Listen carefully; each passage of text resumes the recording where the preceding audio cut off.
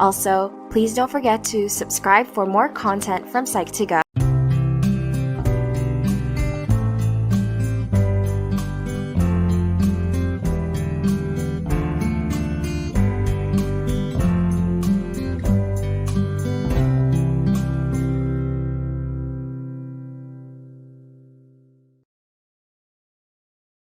Bonjour, aujourd'hui on présente un exercice en relation avec la matrice McKinsey.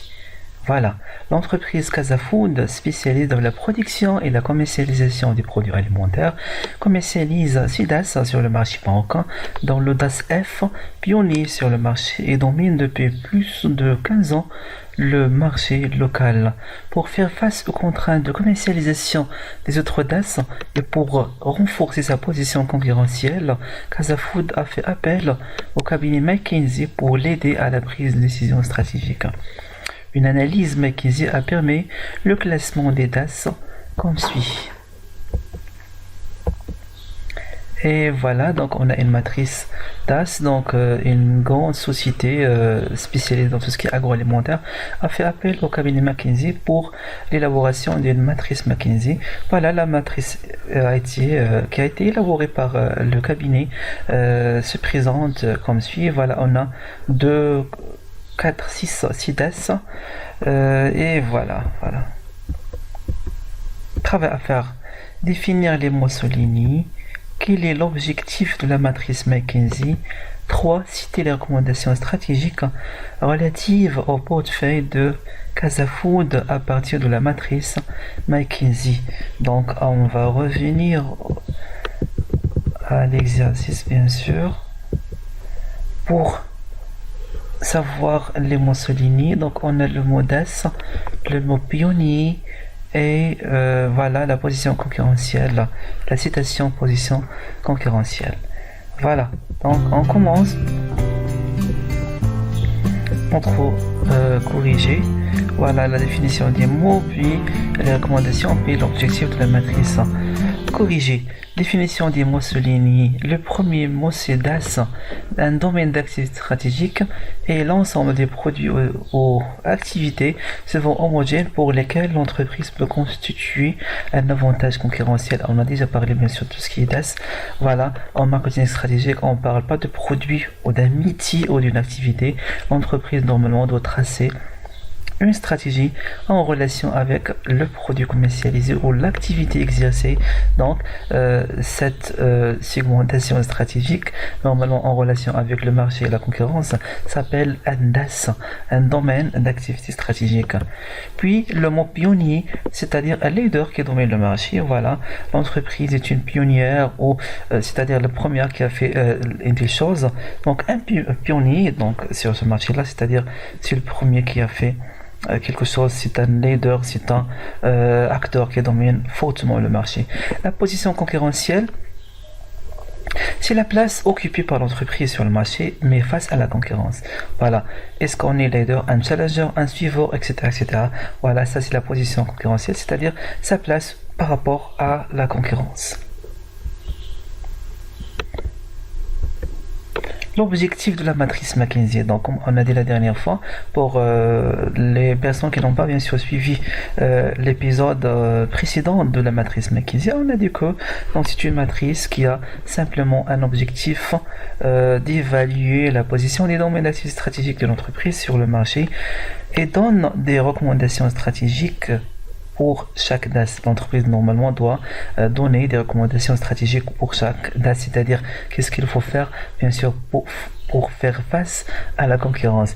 Voilà, donc l'objectif de la matrice, c'est l'évaluation des domaines d'activité stratégique, bien sûr. Donc, elle aide l'entreprise à prendre des décisions stratégiques en relation avec le DAS en question. Et voilà, le travail très intéressant, c'est bien sûr voilà la position des DAS au niveau de la matrice. Remarquez bien qu'est-ce qu'on a. Voilà, donc une simple explication donc des différentes cases de la matrice nous permet de dire voilà, donc on a deux attraits ou deux dimensions, à savoir la position concurrentielle forte, moyenne et faible, et bien sûr l'attrait de marché, c'est-à-dire son taux de croissance, sa taille, etc. Donc fort, un attrait fort, sinon moyen, sinon faible. Une simple lecture bien sûr de la matrice nous permet de dire, remarquez bien pour le DAS F, voilà, la position concurrentielle est très forte alors que le marché ou l'attrait de marché est très fort. Ça signifie quoi? Ça signifie que la demande sur le marché est très énorme. Notre position concurrentielle, voilà, elle est forte. Donc, c'est-à-dire que l'entreprise domaine, comme on a déjà dit dans l'exercice, donc ce DAS, c'est un DAS pionnier, c'est un DAS leader sur le marché. Qu'est-ce qu'il faut faire? Automatiquement, donc, l'entreprise normalement doit conserver sa place de leader ici. Et bien sûr, renforcer les points forts et investir massivement pour conserver cette place de leader. On passe au DAS E. Remarquez bien qu'est-ce qu'on a. Donc l'attrait de marché malheureusement elle est très faible, c'est-à-dire la demande est très faible, taux de croissance également faible, mais notre position concurrentielle est très forte. Voilà, l'entreprise plus ou moins donc elle a une capacité de surpasser la concurrence, les concurrents, mais malheureusement donc ce DAS là on a une position où l'attrait de marché ou la demande au taux de croissance est très faible. Donc qu'est-ce qu'il faut faire?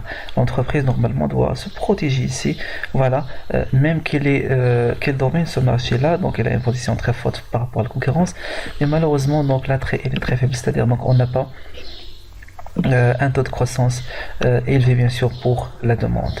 Pour le DAS D, remarquez bien qu'est-ce qu'on a. Donc une position concurrentielle moyenne et l'attrait de marché moyen. Voilà, qu'est-ce qu'il faut faire. Voilà, donc on va citer les recommandations stratégiques par la suite. Pour le DAS P, la même chose, position concurrentielle moyenne et attrait de marché moyen. Le DAS A, donc on a une position faible, mais l'attrait de marché il est très fort. Voilà, la concurrence normalement, ou les concurrents donc ont un pourcentage, une part de marché très importante, mais malheureusement donc la situation de l'entreprise est très faible au niveau de la concurrence, c'est-à-dire ils n'arrivent plus à faire face. Qu'est-ce qu'il faut faire? Donc soit très simple, donc soit on doit abandonner ce DAS là parce que donc il n'y a pas une certaine amélioration donc ce DAS par la suite parce que la position est très faible, même que la demande et le taux de croissance du marché est très important.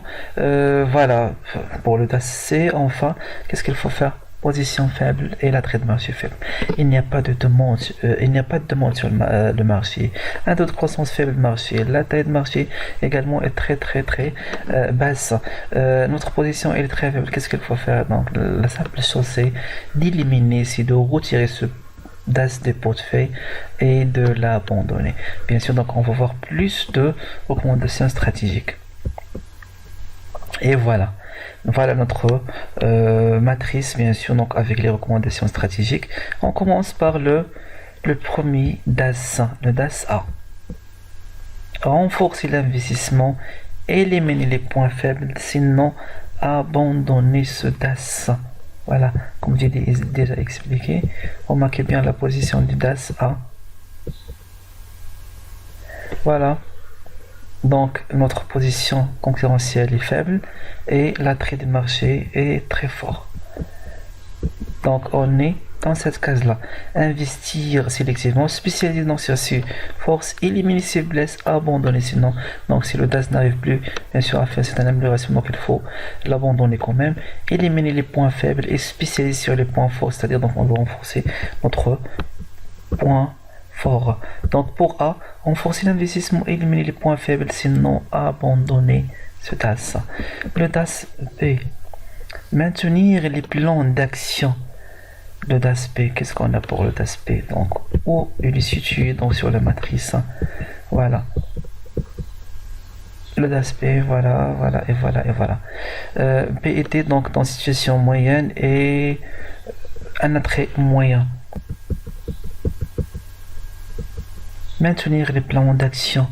Donc notre position elle est moyenne. En même temps, bien sûr, donc l'attrait de marché moyen. Donc qu'est-ce qu'il faut faire?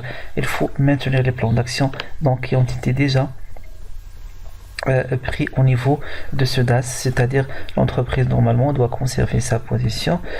S'il y a une certaine amélioration dans le marché, donc il doit avoir également donc une amélioration, sinon donc il doit conserver sa position et maintenir les plans donc qui ont été pris à un certain temps. Pour le DAS C, abandonner ce DAS parce que normalement donc un DAS qui ne présente pas d'amélioration. Donc notre position concurrentielle est très faible. La position ou l'attrait de marché également elle est faible. Donc il faut plutôt abandonner ce DAS. Le DAS D, position moyenne et attrait de marché moyen. Voilà, maintenir les plans d'action comme donc déjà expliqué pour le DAS C. Pour eux, protéger et se reconcentrer. Protéger, c'est-à-dire protéger par rapport à quoi? Par rapport à la concurrence. Le DAS C, donc le DAS E se présente. Voilà, dans cette case-là, l'attrait de marché est faible, mais la position de l'entreprise est très forte.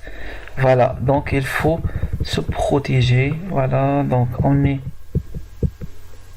dans cette case-là, protéger et se reconcentrer, chercher la rentabilité immédiate. Voilà.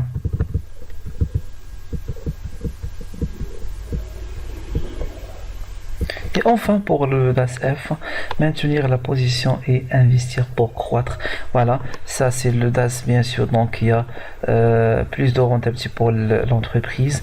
Il faut maintenir la position et investir massivement bien sûr pour avoir une certaine amélioration et un accroissement bien sûr de la rentabilité de ce DAS.